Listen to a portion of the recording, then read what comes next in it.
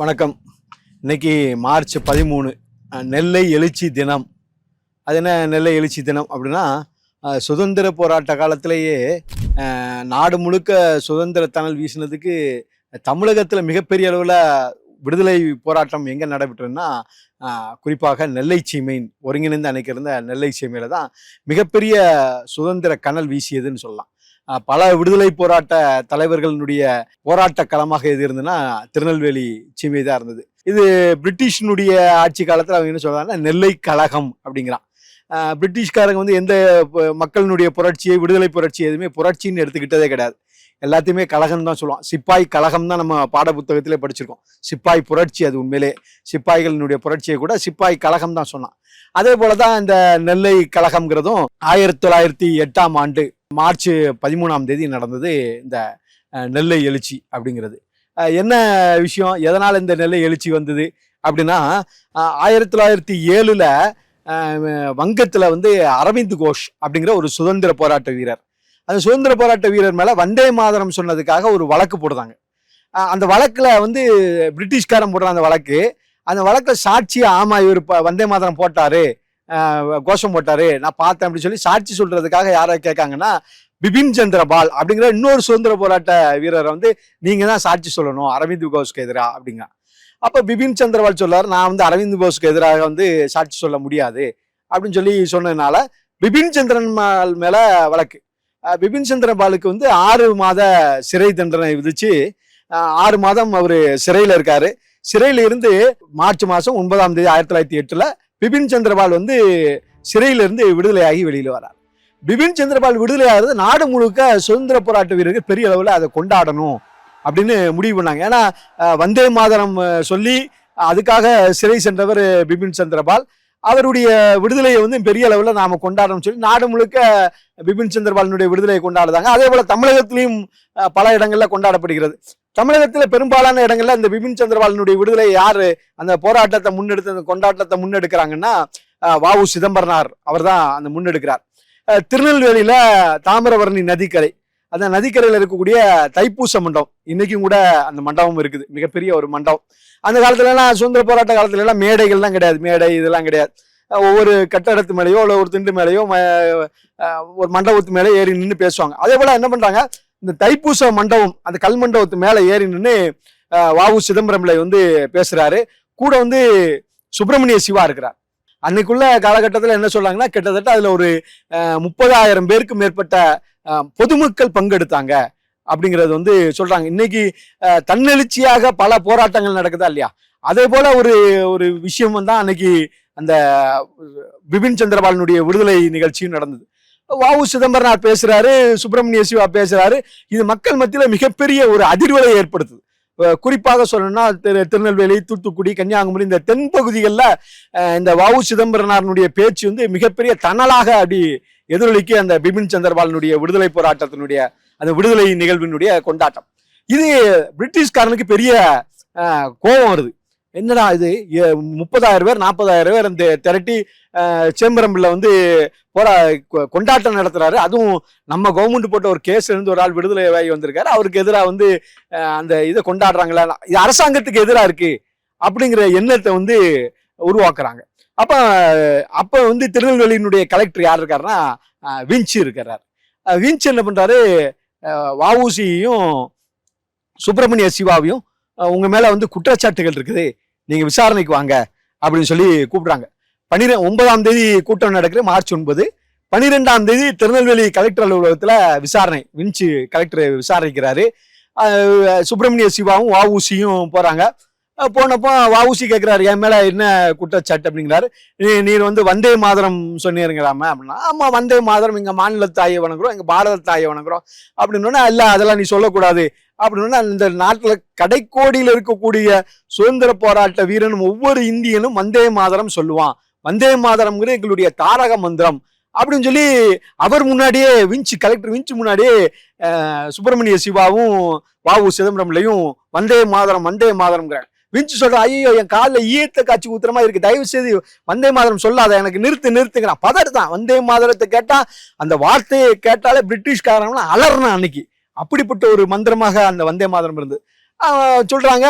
இல்ல வந்தே மாதரம் சொல்லக்கூடாதுன்னா கடைசியில விஞ்ச் என்ன சொல்றான், அந்த மார்ச் 9ஆம் தேதி நடந்த கூட்டம் அதுல நீங்க வந்தே மாதரம் சொல்லியிருக்கீங்க, அது தப்பு, இனிமே இது மாதிரிலாம் நான் வந்தே மாதரம் சொல்ல மாட்டேன், இனிமே இந்த மாதிரி கூட்டம் நடத்த மாட்டேன் அப்படின்னு எழுதி கொடுத்துட்டு போங்க, உங்க மேல கேஸ் இல்லை அப்படின்னு சொல்லிட்டு விஞ்ச் சொல்றான்.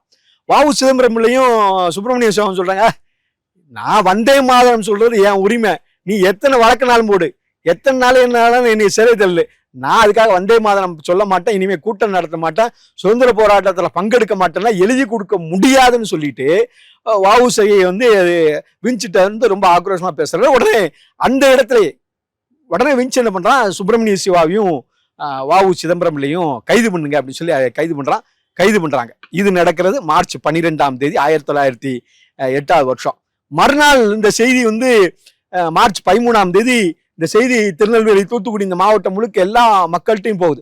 மக்கள் அவ்வளவு பேரும் கொதிச்சு எழுதாங்க, என்னது வந்தே மாதரம் சொன்னதுக்காக வஉசியை வந்து சிறைப்படுத்திருக்காங்களா அப்படின்னு மக்கள் மத்தியில் ஒரு பெரிய கொந்தளிப்பு வருது. இதுல இன்னொரு உள்நோக்கமும் இருக்கு பிரிட்டிஷ்காரனுக்கு. என்ன அப்படின்னா, அதுக்கு 3 வருஷத்துக்கு முன்னாடி 1906 தான் வஉசி வந்து சுதேசி கப்பல் கம்பெனியை துவங்குதார். பிரிட்டிஷ்காரன் என்னென்னலாமோ பண்ணி பார்க்குறான், அவனுடைய கப்பல் கம்பெனிக்கு கட்டணத்தை குறைச்சு பார்க்குறான், 3ல் 1 பங்கு குறைக்கிறான். ஒரு சூழ்நிலையில இலவசமா நாங்க எங்க கப்பல்ல ஏத்துறவங்க, அப்பவும் யாரும் அவனுடைய கப்பல்ல வணிகத்துக்காக போகல, பிரிட்டிஷனுடைய கப்பலுக்கு போகல. கொடை கொடுக்குறேன்னா இப்ப கொடுக்காங்களா 5000 10,000 கொடுக்கணுங்க மாதிரி அந்த காலத்துல பிரிட்டிஷ்காரன் என்ன பண்ணா, நான் கொடைதாரன் என் கப்பல்ல வந்து ஏறினான். அப்பவும் தன்மானம் உள்ள உணர்வுள்ள அந்த மக்கள், இந்திய மக்கள் யாருமே பிரிட்டிஷ் கப்பலை எடுக்கல, எல்லாருமே இந்திய சுதேசி கப்பல், வாவு சிதம்பரம்ல கொண்டு வந்த சுதேசி கப்பலை தான் கொண்டு போறாங்க, அதுலதான் பயணம் பண்றாங்க. இந்த கப்பல் ரன் பண்ணிட்டு இருக்கு. வாவு சிதம்பரம் பிள்ளை வெளியில இருந்தாருன்னு சொன்னா இந்த கப்பல் கம்பெனியை முடக்க முடியாது, அப்ப அதையும் முடக்கணும். இந்த 2 பிளான்ல தான் திட்டமிட்டு என்ன பண்றான்னா, இந்த விஞ்ச் என்ன பண்றான், மார்ச் 12ஆம் தேதி 1908 வஉசியும் சுப்பிரமணிய சிவாவையும் கைது பண்றான். இது கூட பத்மநாப ஐயங்கார்னு ஒருத்தர் போறாரு, அவரையும் 3 பேரையும் கைது பண்றாங்க, இந்த வழக்குல சேர்க்கிறாங்க. அந்த பிபின் சந்திரபால் பொதுக்கூட்டத்துல பேசினதுக்காக வழக்கு போட்டு அவரை கைது பண்றாங்க. இந்த கைது பண்ற செய்தி அந்த பகுதி முழுக்க, திருநெல்வேலி தூத்துக்குடி எல்லா பகுதிக்கும் போது மறுநாள் மார்ச் 13ஆம் தேதி, இந்த தினம் மார்ச் 13, இந்த மார்ச் 13 1908 என்ன ஆகுது, எல்லா மக்கள்கிட்டையும் போது திருநெல்வேலியினுடைய சந்திப்பு ஜங்ஷன் ரயில் நிலையத்து பக்கத்தில் இருக்கக்கூடிய மாத்தித்தா இந்து கல்லூரி, அந்த மாணவர்கள் தான் முதல்ல கிளர்த்திலிருந்து வராங்க. வாவு சிதம்பரம் மேல வழக்கா, தேசத்துக்காக போராடுறவங்க மேல வந்தே மாதரம் சொன்னவர் மேல வழக்கா அப்படின்னு சொல்லி அந்த மாணவர்கள்லாம் வெளியில வந்து ஸ்ட்ரைக் பண்றாங்க, போராட்டம் பண்றாங்க. அந்த மாணவர்களோட பொதுமக்கள்லாம் சேர்றாங்க, எல்லா கடைகளும் அடைக்கப்படுகிறது, வியாபாரிகள்லாம் தங்களுடைய கடை நிறுவனங்கள் எல்லாம் அடைக்கிறாங்க, அரசு எல்லாரும் ஊர்வலமா வராங்க, பொதுமக்கள் எல்லாருமே பங்கெடுக்கிறாங்க. இந்த ஊர்வலமானது இந்த மேம்பாலம், இன்னைக்கு இருக்கக்கூடிய அந்த மேம்பாலம் இருக்க பகுதி, அப்ப மேம்பாலம்லாம் கிடையாது, இந்த பகுதியெல்லாம் தாண்டி ஜங்ஷன்ல இருந்து டவுனை நோக்கி வருது, டவுன் ஆர்ச்சை நோக்கி வருது. டவுன்ல நகரசபை இருக்குது, நகரசபை பக்கத்துல ஒரு பள்ளிக்கூடம் இருக்குது, அந்த பள்ளிக்கூடத்தில் உள்ள மாணவர்கள் எல்லாம் சேர்றாங்க, நகரசபைக்கு உள்ள போறாங்க. இன்னைக்கு இருக்கக்கூடிய மாநகராட்சியினுடைய தலைமை அலுவலகம் சொல்லக்கூடிய இடம், அப்ப அது நகரசபையினுடைய கட்டடமா இருந்து அங்க உள்ள போறாங்க. உள்ள போய் அது பிரிட்டிஷ்காரனுடைய அலுவலகமா இருந்தா, அந்த அலுவலகத்துக்குள்ள அடிச்சு நொறுக்குதாங்க, ஆவணங்கள் எல்லாம் தீ வைக்கிறாங்க. பெரிய அளவுல மக்களுடைய ஒரு பெரிய எழுச்சி, அப்படி அங்க ஆரம்பிச்சது அப்படி தச்சநல்லூர் வரைக்கும் ஆயிரக்கணக்கான மக்கள் தன்னெழுச்சியாக போராடி. இப்ப இன்னைக்கு நாம் பாக்குறோம் இந்த ஜல்லிக்கட்டு போராட்டம், இதெல்லாம் வந்து தன்னெழுச்சியா வந்து என்ன இல்லையா, இந்த சுதந்திர போராட்ட காலத்துல நெல்லையில் அது மிகப்பெரிய தன்னெழுச்சி போராட்டங்கள் பல நடந்து, அதுல ஒண்ணு முக்கியமானதுதான் இந்த நெல்லை எழுச்சிங்கிறது. ஆயிரக்கணக்கான மக்கள் ஊர்வலமா வராங்க, எவனா பிரிட்டிஷ்கார வரான அவ்வளவு பேருக்கு அடி உத, அலுவலகங்கள் ஃபுல்லா அடிச்சு நொறுக்கிறான். வஉசியை எப்படியா கைது பண்ணலாம், சுப்பிரமணிய சிவாவை எப்படி கைது பண்ணலாம், பெரிய மக்கள் மத்தியில் மிகப்பெரிய புரட்சி ஏற்படுகிறது. பிரிட்டிஷ்காரனால என்ன பண்ணுன்னு தெரியல, அடக்க முடியல அவனால, அந்த மக்கள் சக்தியை வந்து அவனால அடக்க முடியல. உடனே என்ன பண்றான், துப்பாக்கி சூடு நடத்தான். துப்பாக்கி சூட்ல 3 பேர் வந்து பலியாகிறாங்க. அந்த 1908ஆம் ஆண்டு மார்ச் 13 இதே நாள்ல நடந்த மிகப்பெரிய நெல்லை எழுச்சி போராட்டத்துல பிரிட்டிஷ்காரன் அந்த மக்களுடைய எழுச்சியை அடக்கிறதுக்காக துப்பாக்கி சூடு நடத்தி 3 பேர் பலியாகிறாங்க. அதுக்கப்புறமும் கூட போராட்டம் தொடங்குறது. ஆனா எல்லாரையும் பல பேரை கைது பண்ணி இந்த போராட்டத்தை வந்து மக்களுடைய எழுச்சியை வந்து பிரிட்டிஷ் வந்து தன்னுடைய அரசு அடக்குமுறையினால, அந்த அதிகார வர்க்கத்தினுடைய அடக்குமுறையினால அந்த போராட்டத்தை ஒடுக்குறான். அந்த போராட்டத்தினுடைய விளைவு என்ன ஆகுது, அந்த வாவு சிதம்பரம் பிள்ளை அவர்களுக்கு இரட்டை ஆயுள் தண்டனை அப்படின்னு கொடுக்குறான். கிட்டத்தட்ட 40 ஆண்டுகள் ஜெயில் தண்டனை அப்படிங்கிறது அந்த பிபின் சந்திரபாலனுடைய விழாவை கொண்டாடினதுக்காகவும் இந்த போராட்டத்தை தூண்டினதாகவும் அவருக்கு வந்து 40 ஆண்டுகள் சிறை தண்டனை, இரட்டை ஆயுள் தண்டனை. சுதந்திர போராட்டத்தினுடைய வரலாற்றிலேயே யாருக்கு இரட்டை ஆயுள் தண்டனைன்னு கொடுக்கப்பட்டதே கிடையாது.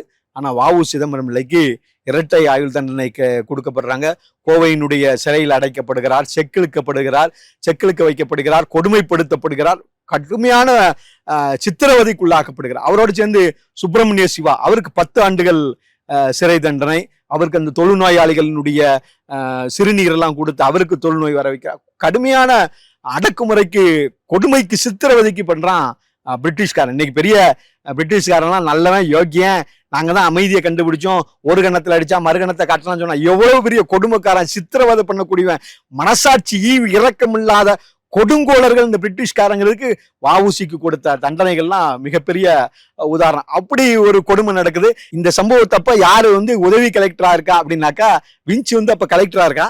உதவி கலெக்டர் யாருன்னா ஆஷ் தான் அப்ப உதவி கலெக்டரா இருக்கா. வ.உ.சிக்கு இந்த இரட்டை ஆயுள் தண்டனை கிடைக்கிறதுக்கும் வ.உ.சி கைது செய்யப்படுவதற்கும் மிகப்பெரிய காரணமா இருக்கிறது ஆஷ் ஒரு காரணமா இருக்கா.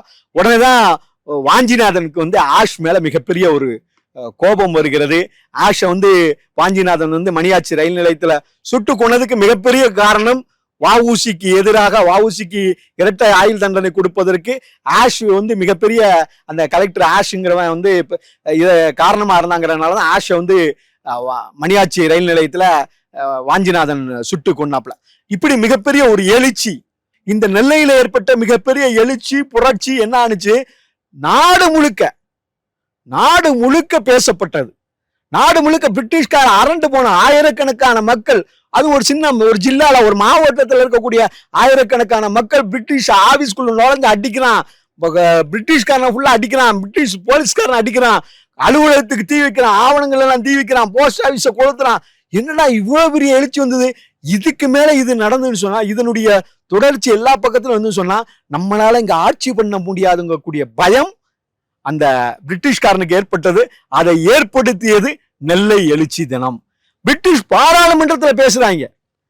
இங்க நெல்லையில நடந்த எழுச்சி தினம் 3 பேர் சுட்டுக் கொல்லப்பட்ட இந்த சம்பவத்தை பிரிட்டிஷனுடைய லண்டன் பாராளுமன்றத்துல பேசுறான். இங்க பாருங்க, அங்கெல்லாம் மக்கள் பெரிய எழுச்சியில வந்துட்டான், இனிமேல்லாம் நீங்க அவங்கள வச்சு அடக்கி ஆள முடியாது, இன்னைக்கு வந்து இந்தியாவுக்கு சுதந்திரம் கொடுப்பதுதான் வழி, அதை பத்தின விஷயங்களை பேசுங்க அப்படிங்கிற மனநிலையை, இந்தியாவுக்கு விடுதலை கொடுக்க வேண்டும் என்கின்ற மனநிலை பிரிட்டிஷ்கார மனசுல அச்சாரம் விதைத்தது நெல்லை எழுச்சி தினம்.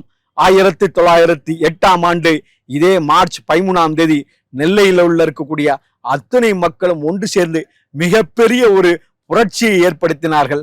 அந்த புரட்சி தான் இந்திய விடுதலைக்கு வித்தாக அமைந்தது. அந்த நாள் இன்றைக்கு நெல்லை எழுச்சி தினம். நாமும் அந்த விடுதலை போராட்ட வீரர்களுடைய மகத்தான தியாகத்தை நினைவு கூறுவோம், போற்றுவோம். நன்றி, வணக்கம். வந்தே மாதரம், வந்தே மாதரம், வந்தே மாதரம்.